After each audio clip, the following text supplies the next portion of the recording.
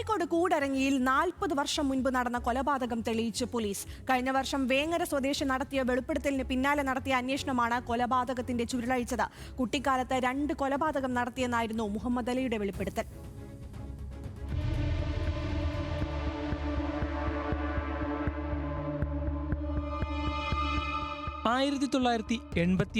നവംബറിലാണ് കൂടരഞ്ഞിലെ സ്വകാര്യ ആശുപത്രിക്ക് പിന്നിൽ നിന്നും ഒരു യുവാവിന്റെ മൃതദേഹം ലഭിക്കുന്നത്.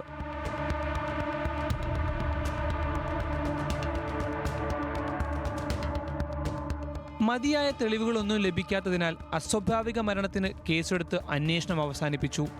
എന്നാൽ ആ കൊലപാതകത്തിന്റെ ചുരുളഴിഞ്ഞത് 40 വർഷങ്ങൾക്കിപ്പുറമാണ്.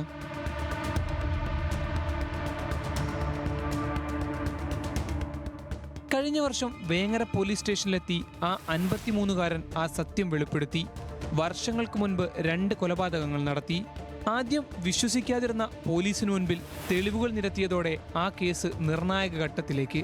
അന്വേഷണം തിരുവമ്പാടി പോലീസിന് കൈമാറി.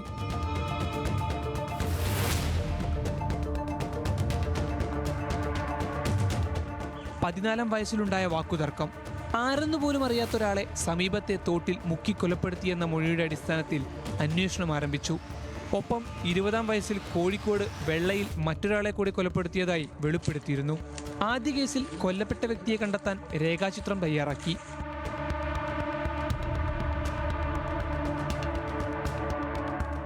ഇതിന്റെ അടിസ്ഥാനത്തിൽ ഇരിട്ടി സ്വദേശിയായ മോഹനന്റെ സഹോദരി പോലീസിനെ ബന്ധപ്പെട്ടു. മരിച്ചത് സഹോദരനാണെന്ന് ഉറപ്പിച്ചതോടെയാണ് 40 വർഷം മുൻപ് നടന്ന കൊലപാതകത്തിൽ വ്യക്തത വന്നത്.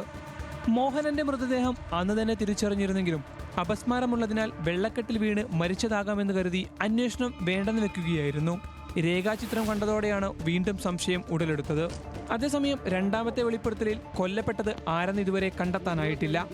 മുഹമ്മദിന്റെ 2 മക്കളും കൊല്ലപ്പെട്ടതാണ് വർഷങ്ങൾക്ക് ശേഷമുള്ള വെളിപ്പെടുത്തലിന് കാരണം.